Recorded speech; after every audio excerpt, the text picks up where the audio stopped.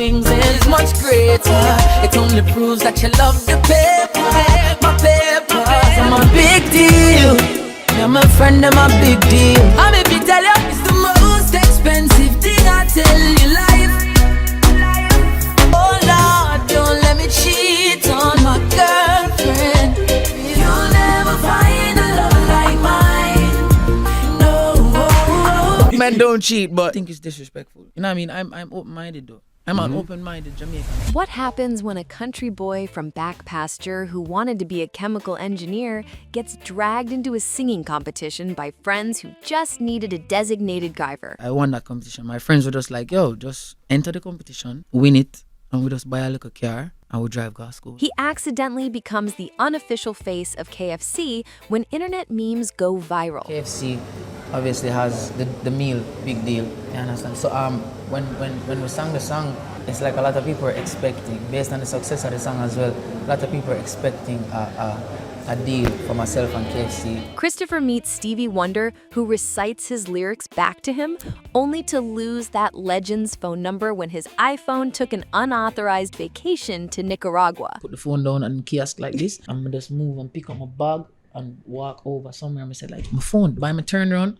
no phone. Then I went to find my iPhone and it was somewhere in Nicaragua. He built a multi-million-dollar career on self-love anthems while simultaneously drawing hard boundaries on oral sex because he finds it weird, despite singing explicitly about asking God not to let him get caught cheating. Don't let me get caught, no, don't let me get caught. He turns his Valentine's Day birthday into an annual act of chivalry by putting women first. I take a step back and, you know what I mean, it's her day at the end of the day because it's a day of love, and it just so happens that it is my birthday. Christopher signed to VP Records, recently proved his international crossover appeal with You'll Never Find. You'll never find a love like mine. No. Which sounds more like a Justin Bieber track than a dance hall banger. He remains Jamaica's most confident gentleman. This man is the embodiment of a reluctant superstar. He genuinely didn't believe he should be famous. His friends believed it for him, and now he's stuck being one of Jamaica's biggest stars while still processing how any of this happened. He went to university for 4 years while already famous because breaking generational curses matters more than cashing checks. And I feel like I went to school for personal reasons because I was the first one to go to college or university in my family, you understand? So I broke that chain of nobody going to university, and now after me, like my little brother just finished university as well. Christopher weaponized self-confidence into a brand so powerful that a fast food corporation saw dollar signs, yet balances swagger with a gentleman's code that makes grandmothers weep with joy. February 14th, 1987. Valentine's Day. While everyone else bought overpriced roses, back pasture St. Catherine welcomed Christopher Anthony Martin. The cosmic joke of being born on the most romantic day would define his entire philosophy. It's like one day out of the year where you're supposed to show that person who means that much to you. The man literally puts his own birthday on the back burner because he believes Valentine's Day belongs to the women in his life. Not in a performative, look at me being chivalrous way, but in a genuine, this is just how a real man moves way that makes you wonder if maybe we've all been doing relationships wrong. When the hosts express shock that he prioritizes someone else's celebration over his own birth, Christopher doesn't hesitate. It's the manly thing to do. Not the masculine thing, not the tough thing, but the manly thing. There's a difference. One is about posturing, the other is about character. That's why I never really feel like I go in that field there. I never see myself as become an entertainer per se. I just could have sing, I could have play a ball, I could have sing. Back pasture wasn't Kingston. Deep, rural Jamaica, where neighbors are trees and dreams are limited by geography. People never really see people from these areas come into the mix, Christopher explains. I never felt like I'd become an entertainer. I could sing, could play ball. I just felt like I'd go live life. Yeah, man, I'm a G them in high school. Them you they believe in me more than me believe in myself. 100%. I always love myself still. I always feel like as I look at you, I say, yeah. I always say, yeah, I can sing. Like, I know my talent. Christopher never wanted fame. My friends believed in me more than I believed in myself. 100%. His school friends watched Rising Star and literally forced him to enter. Why? They needed someone with a car to drive them around and figured they'd kill two birds with one stone. Where did the talent come from? Church, not casual Sunday service. Competitive Jamaican church culture where denominations battle in marathon singing sessions. Church of God versus Seventh Day versus Church of Christ.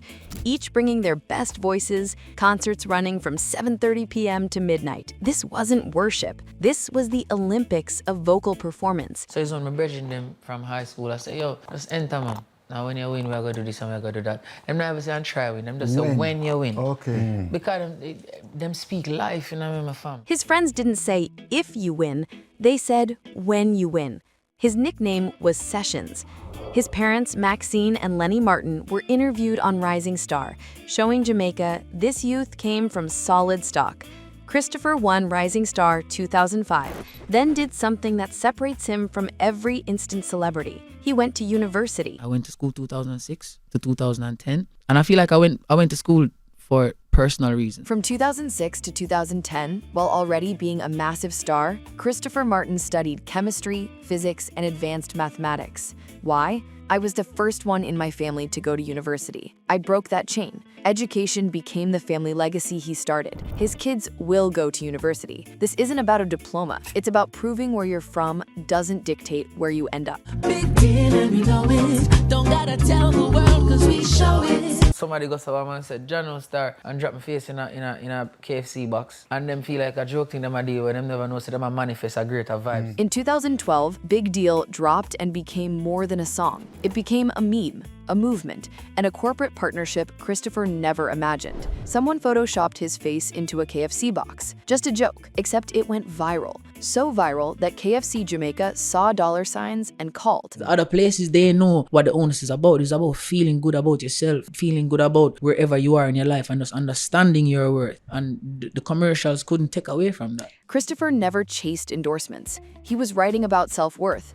But once memes exploded and KFC called, he made a business decision. The song's meaning doesn't change because of fried chicken. Outside Jamaica, people don't even know the KFC connection. Big Deal stands alone as an anthem about understanding your value. Then came the moment that crystallized Christopher's entire trajectory. Meeting Stevie Wonder. Stevie wants to come to your show, so I say, which one I'm bridging in this man tell me about now? I say, Stevie wants to come, I say, yeah, I say, and what? I say, Stevie Wonder, I say, oh, so Stevie Wonder wants to come to your show, I say. Imagine, you're from back pasture. Your idol is Stevie Wonder. Now, your promoter says Stevie wants to attend your show. Christopher's brain couldn't process this. This is not real, he kept saying. Stevie Wonder didn't just attend. He came backstage and started reciting Christopher's lyrics. Paper 11 is one of the best jams. I don't know how it's not on top 1,000 major radio stations. And he was just telling me like he loves my music, and he's like, Paper Loving is that's one of the best jams. Like, I don't know how isn't it like on top 100? How isn't it on major radio station? I have a radio station. I'm gonna play it. Wow. I'm gonna make sure all my DJs play. I'm like, Jesus. Wow. I watch all your performances. Stevie Wonder watches Christopher Martin YouTube videos. Let that sink in. Up to this day, that is one of the best nights of my life. Like that is something I can tell You my still kids connect? about. Yeah. No, I did lose him number and vibes, What? Yeah. They took a selfie, exchanged numbers because Stevie wanted Christopher to recreate his classics in reggae style. Then Christopher went to JFK, put his phone down at a kiosk for seconds, and it vanished. Find My iPhone showed it traveling to Nicaragua. He watched helplessly as his phone, containing Stevie Wonder's personal number, partied in Central America without him. Gone forever. This story is a perfect tragedy, blessed with incredible opportunities, cursed with regular person problems. Stop me from cheating.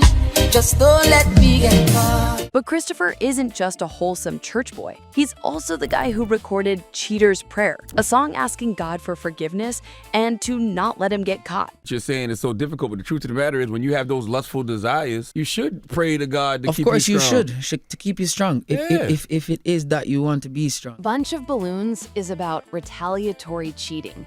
Angela's Jamaican hairdresser claims all Jamaican men cheat. Christopher pushes back. Big stereotype. But he also admits it's hard out here. When you have lustful desires, you should pray. I don't feel like a lot of men are born with that chip to accept infidelity against them. Christopher's logic, if I mess up and you forgive me, that means it's done. No payback. If you want revenge, leave. But what if she cheats? Most men aren't built to accept infidelity against them. Our egos are too fragile. He's not claiming moral superiority. He's acknowledging double standards exist, and ego drives how men handle betrayal. But there are boundaries Christopher won't cross. Hard, non-negotiable boundaries. I never will. And I'm not saying it's wrong or nothing. That's just a choice that I make. Because I made that choice. I don't feel like I have to do it. Charlemagne asks about eating ass. Christopher's response is immediate. Never. That's just a choice I made. Angela is shocked. You don't ever? Christopher doubles down. I don't want to do it. If that's what she likes and I'm not going to do it, maybe she'll step out. But I don't feel like I have to change. I don't feel like I have to make that change to please somebody. Is it considered disrespectful? What? Telling her no? Yeah, girls asking you to eat their poom poom. That's what somebody told me once. No, it's not disrespectful. His logic is fascinating. If you ask a woman to do something, you're opening that door for her to ask the same.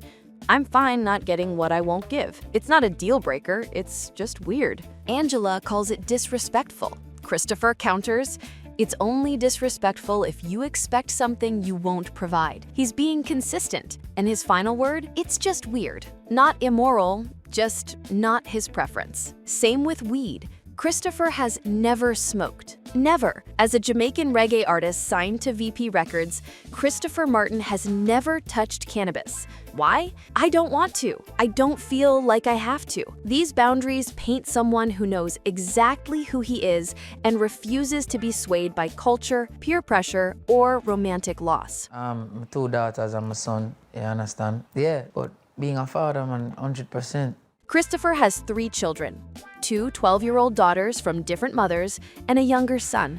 Being a father changes you. You see layers of yourself you never knew existed. Being a father really changes you. You understand? It's like a peel with different layers of yourself you never really know exist. It's the purest form of love. So when I did that song, Goodness of God, and put it out in the world, I say, all right, I say that. I do it for my mother. But when I go on the different platforms and I read the comments and I see what my interpretation of that song do for people and do for their lives. What you talk about, man? Despite singing about cheating, Christopher does gospel music. His mother told him there's a different anointing on his voice for gospel. He won an iRama Award for Goodness of God. Of the goodness of God. No backlash from Christians because deserving is deserving. You will never find a love like mine. See, no. At the end of the day, we want to create songs that will be able to compete on that kind of level, you know what I mean? Yeah, man. So that's the whole aim, competing, because there's nothing wrong with competition in it. 2019's You'll Never Find showcased evolution. We want to create songs that can compete internationally, Christopher explains. You can't play me another song from Jamaica that sounds like it. The melodies, cadences, everything can compete with the top 100. As you reach the airport, you feel the love. Yeah, genuine kind of vibe. When you go to the radio stations to do the road work for the performance, for the show, feel it. Like you know, say the stadium I go pack, you know, say the arena I go pack. Christopher has become an international star. In Kenya, you're treated like royalty. When thousands of people from a country far from Jamaica come out to see you, blessings too much. His music? Arena music, stadium music. I see lighters, not dance music or street music. At 37 years old, Christopher Martin is proof you can be contradictory and consistent, confident and humble, successful and grounded. You can sing songs that get you in trouble while living a life that makes your mother proud. You can be a sex symbol who draws hard boundaries about sex. You can meet your heroes and lose their phone numbers, and somehow it all works out. His estimated net worth of $3 to $5 million doesn't tell the full story. The real wealth is longevity.